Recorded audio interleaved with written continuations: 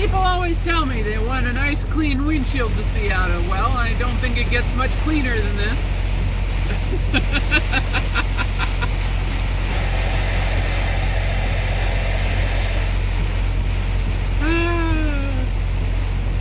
Welcome to Columbia, South Carolina, where we are currently experiencing a tropical rainstorm. Not like a tropical cyclone, but just like tropical moisture in the afternoon thunderstorm. Torrential rain. Moment of peace, and it's gone.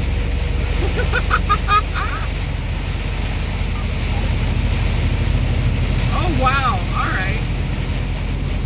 That is enough rain that my radar just gave up.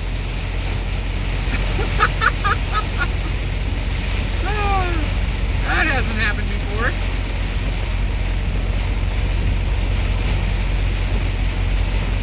I mean, I've had snow knock my radar out, but I've never had rain do it.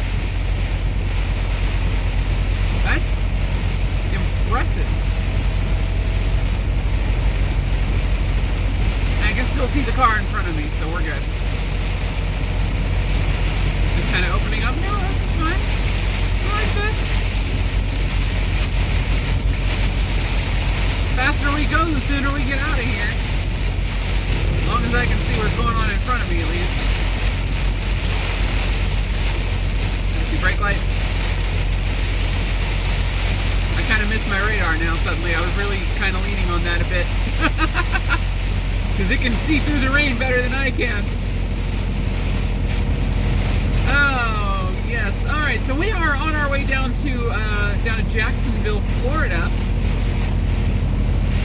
Picked up this load in Salt Lake City. We had 2 stops on it, one in Asheville, North Carolina. Next one is down in Jacksonville. So, very good load, very good load. Unfortunately, the timing of it wasn't great, so it kind of made last week suck, because we're not, the last delivery is tomorrow. Today is Wednesday, tomorrow is Thursday. And that means that this entire load is on next week's paycheck and not this week's paycheck. So last week, or my paycheck for the upcoming Thursday is only 1 load, and it wasn't a great load because of the way things worked out. But that's fine. That's fine. That happens every now and then. It happens, and it's fine. We'll still be positive, just not by much. And then the week after that, we'll make a ton of money because we'll have hopefully another trip on the same check along with this one. Good gravy. How big is this storm? I think I might have almost gotten hit by lightning. There was a very loud explosion very close to me a little while ago. It's actually raining harder. That's impressive. I had no idea it could rain harder.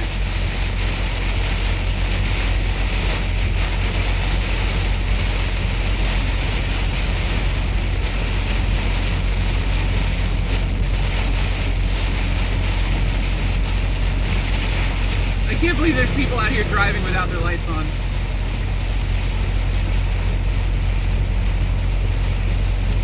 Ah.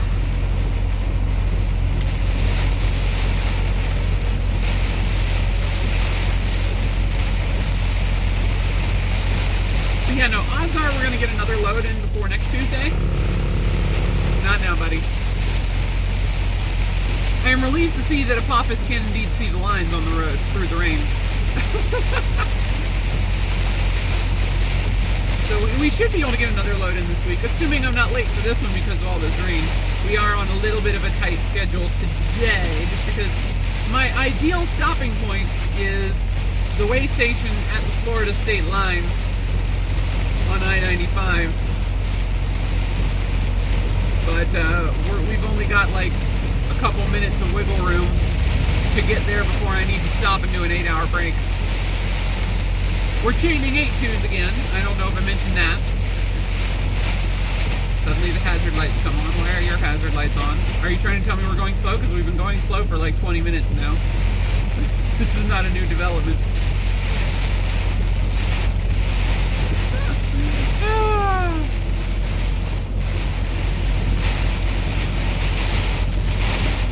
I can't see squat. You can see I'm getting closer all of a sudden. I really miss my radar right about now.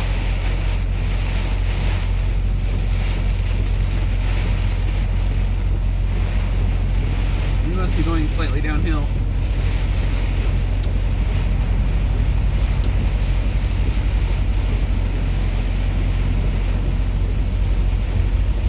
Yeah, I think this traffic is just people afraid of the rain.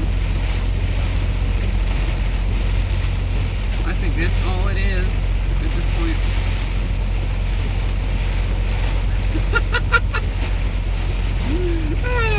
But I'm glad you all could join me for this moment, this lovely moment. I'm sorry you missed the lightning, but, you know, can you please not get in front of me, Mr. U-Haul? This spot is not for you. This spot is not for you. No, this is my stopping distance. You stay in that lane. You wanted to get in front of me, you can stay over there. You want to be in this lane so bad, get behind me. This is my stopping distance, this is not for you.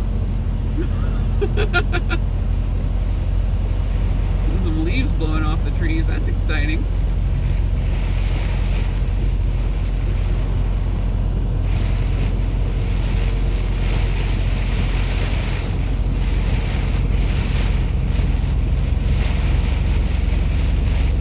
I swear, if you get in front of me, I'm just going to pass you back and get right back in front of you.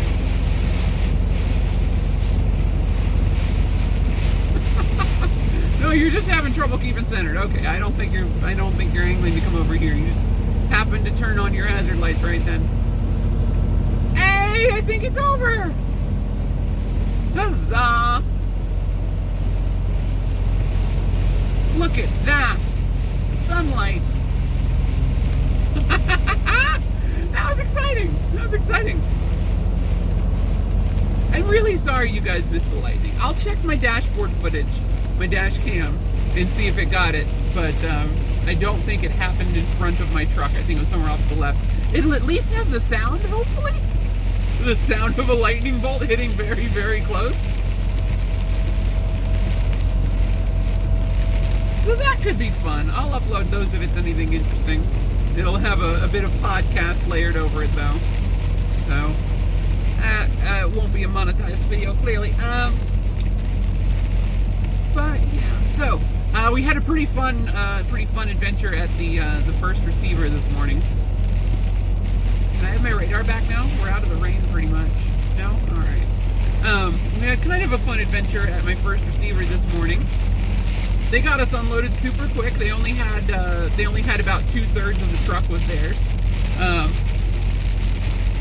They had like 14 pallets out of 21-ish. So they get me unloaded. I guess I'm just gonna have to pass this guy.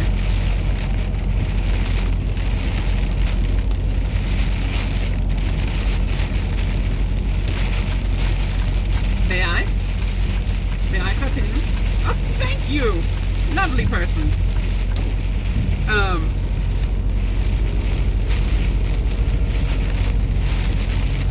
We are much too close. Much too close. FedEx was not going quite as fast as I thought he was.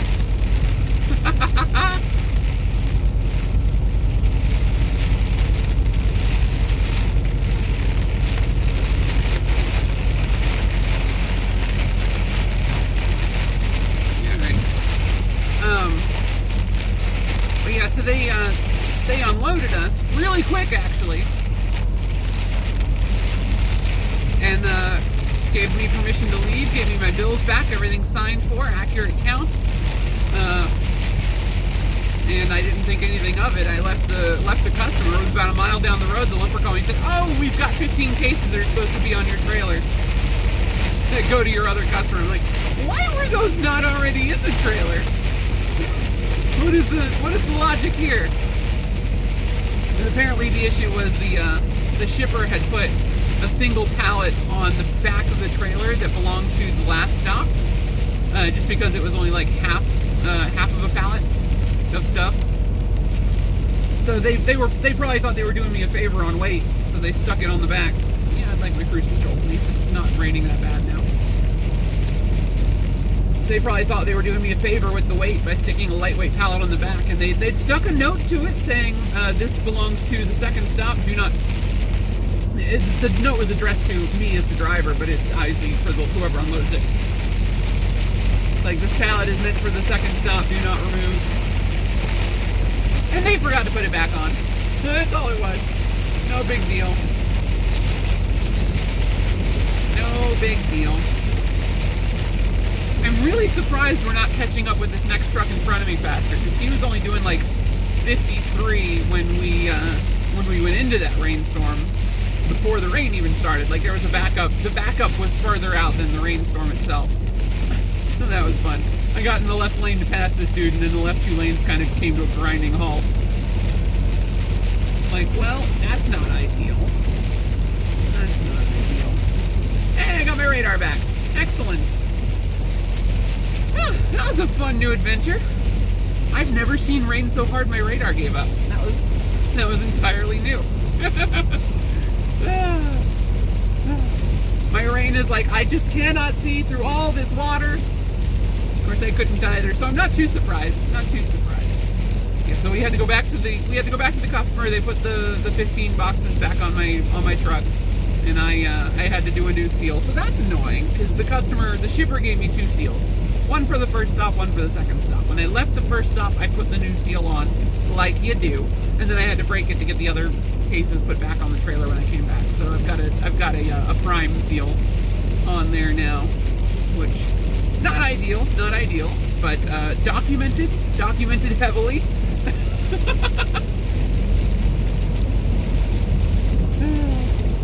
Got signatures from the lumpers who forgot to put the thing on the trailers saying that they verified the new seal. So everything is fine. Everything is fine. The place was very kind to me to sort that all out, and very cooperative. And now we carry onward. And now you want to be in the left lane, really?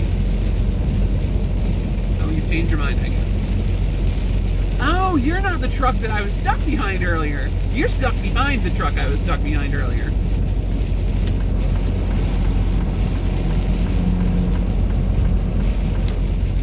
So I'm gonna get over here. Yeah, I remember him now. He had trailer tails, much like myself, except mine are open. Alright, we're gonna just open up this gap here and let this guy over.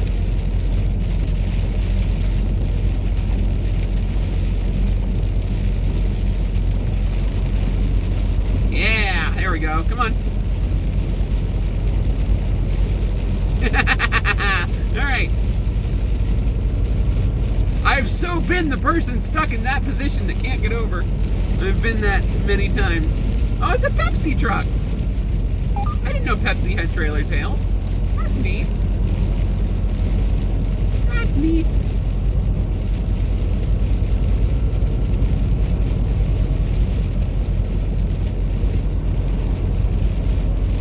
I wonder what they govern at. That guy's not going fast at all.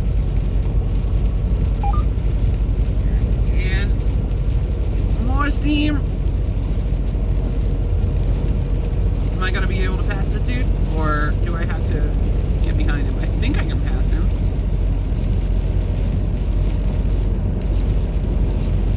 We're attempting to do 65, which we are currently at. The question is this guy about to accelerate to 65 now that he's out from behind the dude and we're off the hill? Yep, he's going faster. Alright. That's fine. That's fine. Oh yeah, he's 68, 69. Alright, alright. I'm the slowpoke again, that's fine. Cruise control set.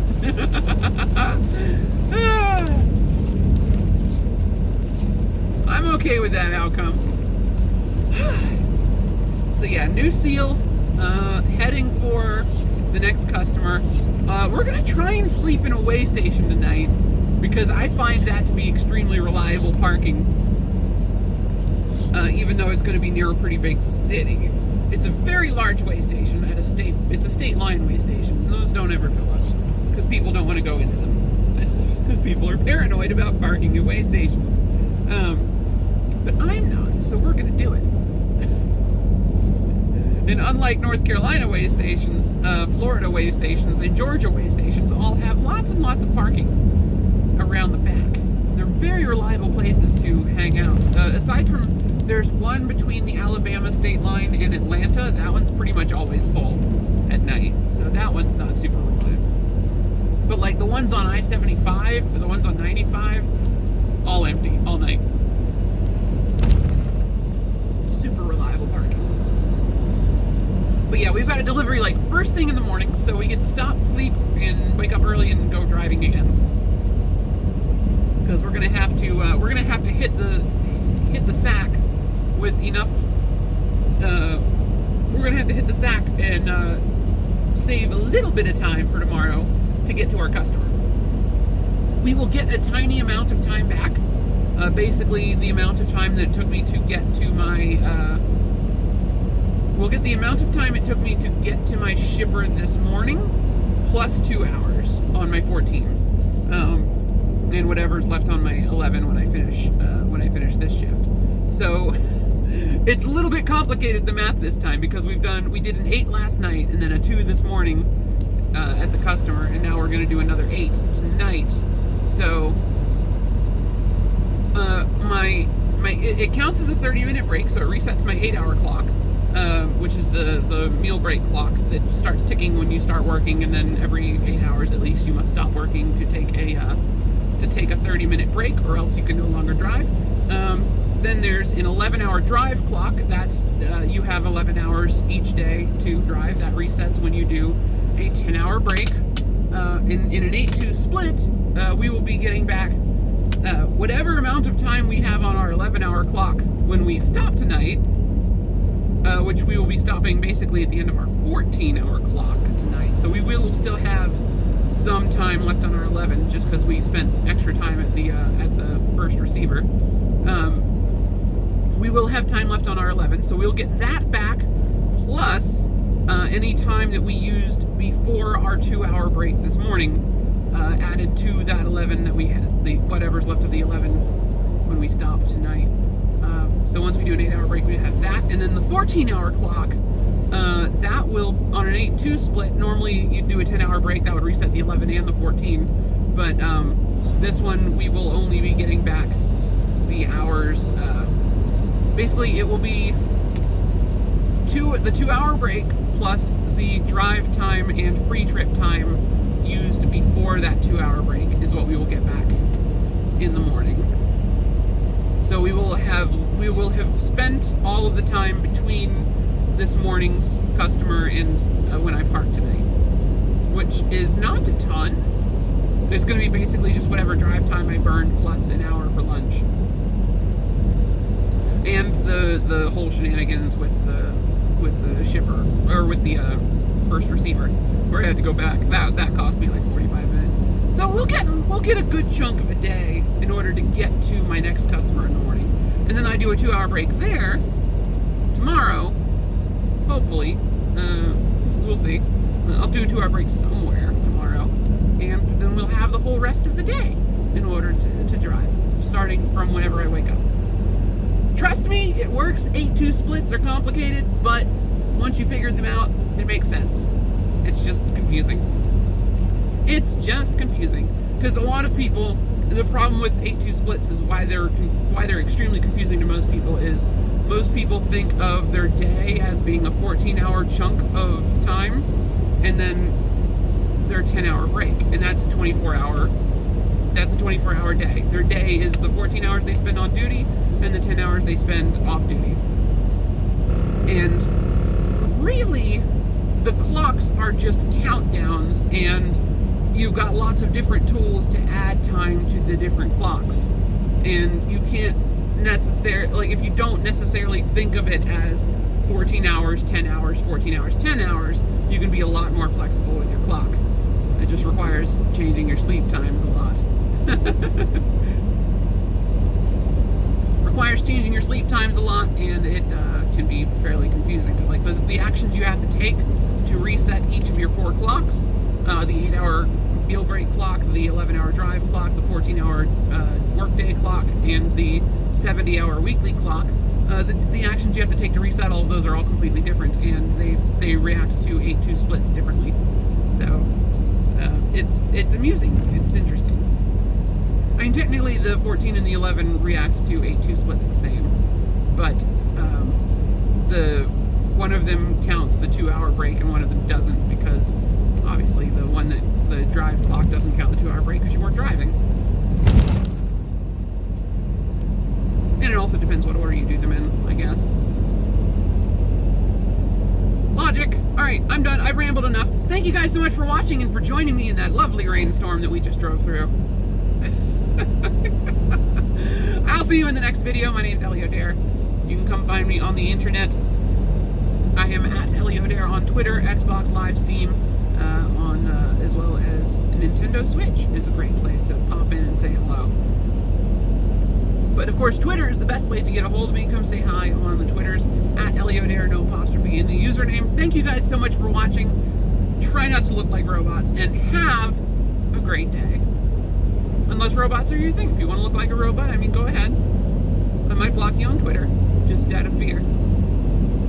But I for one, welcome our robot overlords when the time comes. But right now, I've got a robot-free feed, I think. Maybe I don't. Maybe I don't. Maybe the robots are better at being real people than we are. That's terrifying to think about.